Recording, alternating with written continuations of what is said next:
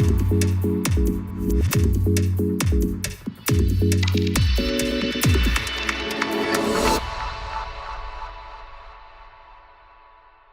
want to talk to you not about how low can we go, but how do we get to zero? And that is a serious challenge. That's not maybe we need to, that is how do we get to zero? So I think it is a challenge for those who think it might be advanced fuel and combustion.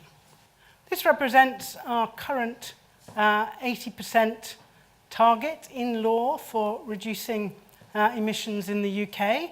It's an 80% reduction on the 1990 level of emissions, and this is where we were in 2017. That's the last year for which we have detailed data by sector. Just for those who are concerned by that, that's international aviation and shipping. So we're not talking about that today. We're talking about this very large blue block here, which is now the largest sector in terms of its contribution to our greenhouse gas, and obviously mainly in this case CO2 emissions. So we've seen dramatic reductions from 1990 in our power sector emissions. We've seen hugely impressive reductions in our waste emissions, these pale blue ones, and yet our transport emissions are pretty much the same as they were in 1990. And by 2050, with our current legal target, all of the emissions except aviation and shipping have to be squashed down to this little grey block. So we do pretty much have to decarbonise transport by 2050 already. And this is how the sectors have been doing. So here's power in red. In the last 5 years, coal has been coming off the system fast. Big increase in renewables. We've seen a huge reduction in power. Buildings not doing very well, but generally coming down slowly. Industry coming down pretty fast.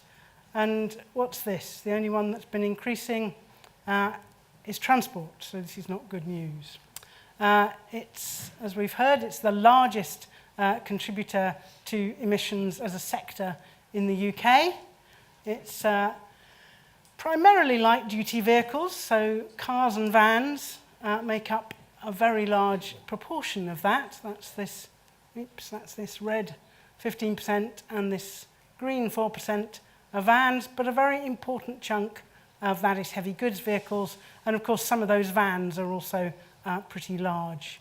And of course we pretty much know what we can do for cars and the light duty end of vans. We know we can electrify them.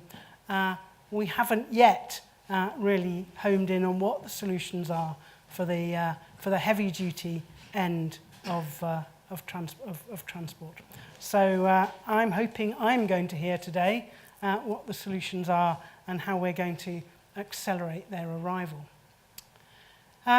We've seen this increase in transport. Well, there are various reasons for that, aren't there? Despite what it feels like, GDP has been going on increasing. Population has been increasing slowly in this country now for some time.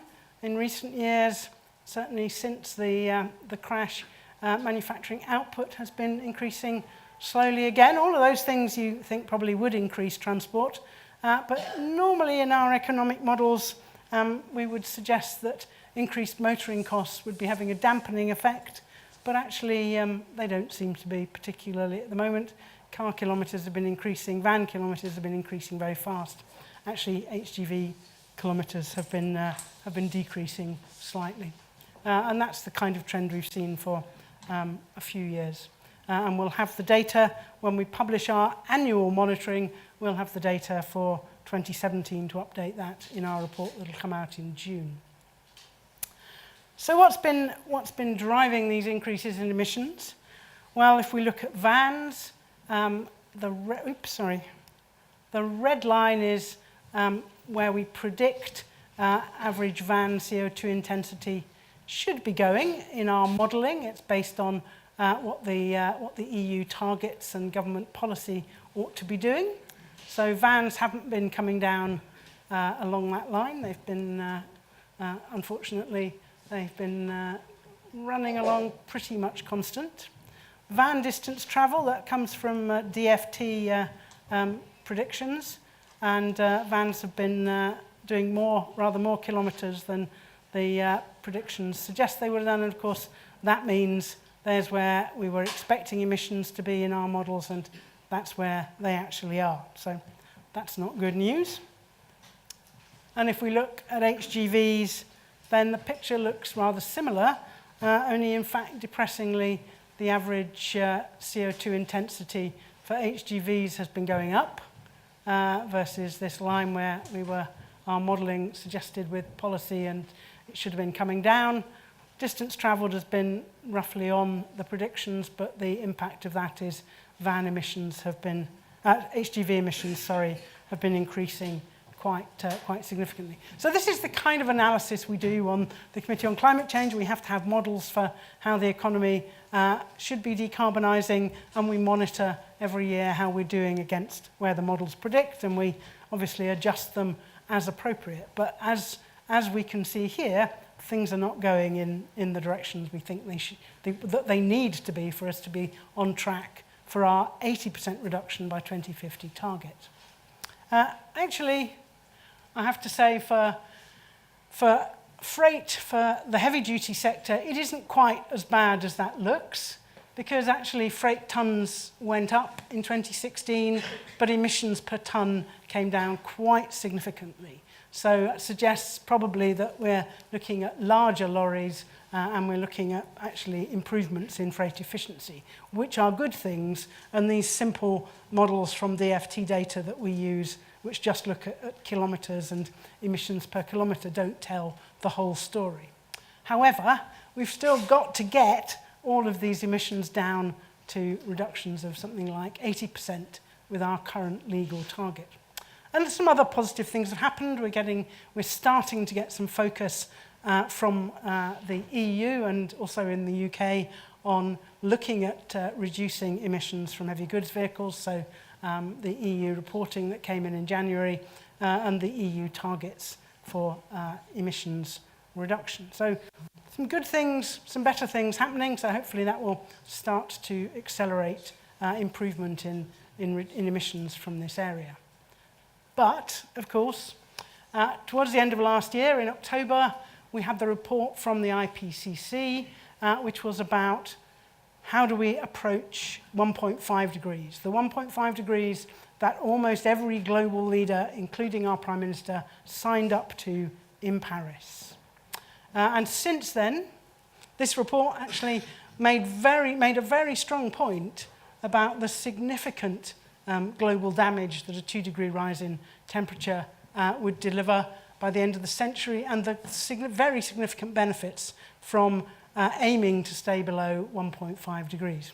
And subsequent to that report, the UK government asked the Committee on Climate Change to recommend, to do the analysis to recommend when the UK should reach net zero on the pathway to globally staying below 1.5 degrees.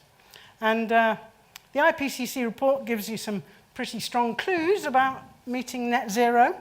If we're going to stay below 1.5 degrees, these are the sort of global decarbonisation trajectories that might make that possible. And what you note is that globally we need to be reaching net zero, well, somewhere between 2040 and 2065 or something, but most of the trajectories are around the 2050 to 2060 region. So globally, no more emissions increases globally beyond about 2020, and having to hit net zero somewhere between 2050 and 2060. So that's a fairly strong hint that that's where the kind of range in which in the UK we'll be needing to try and hit net zero emissions. So all of this 27% of UK emissions in 2016 we have to get all of that down to zero, and we've got a pretty good idea how to do that for passenger cars and other light-duty vehicles, but this 18% of that chunk from HGVs is going to be a significant challenge. We've heard about the sort of approaches, so hydrogen, what was this called? Dynamic electric. This one we turn them into something that looks like electric trains. And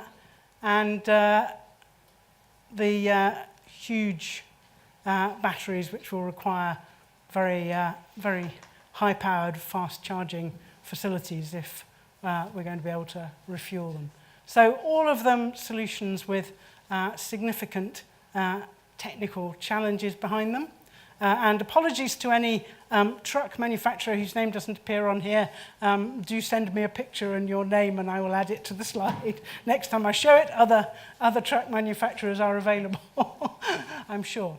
But some interesting options, but with all of them with currently their own challenges. And if we're going to get to zero, because this is 18% of our surface transport emissions, if we're going to get them to zero, we've got to be doing these things quite seriously by the end of the 2030s, because this is the sort of thing we're going to need to see by 2050 across the board. Also, of course, on the way to that, there must be some benefits from improving logistics. We hear a lot about urban consolidation centres. Actually, maybe we need to rethink just-in-time. Just-in-time is a way of adding to traffic and to miles, and maybe that's, we've got all these lovely stories about Amazon sending you a toothbrush in a wardrobe-sized box, so maybe we need to do a bit more on that. Maybe the logistics companies need to get round to the fact they will have to share their very precious data so that they can make sure that lorries are full. Maybe, as we're going to hear, that actually drones could be doing all of this for us, so effectively electrifying our transport, but I don't know about whether that really covers the whole of the heavy goods vehicle area. So this is going to be important as well, but this is probably not going to provide the whole of the solution. So what I hope we're going to hear today is a lot about how we really accelerate progress on not just reducing emissions from the heavy-duty fleet, but actually focusing on how we take that to zero.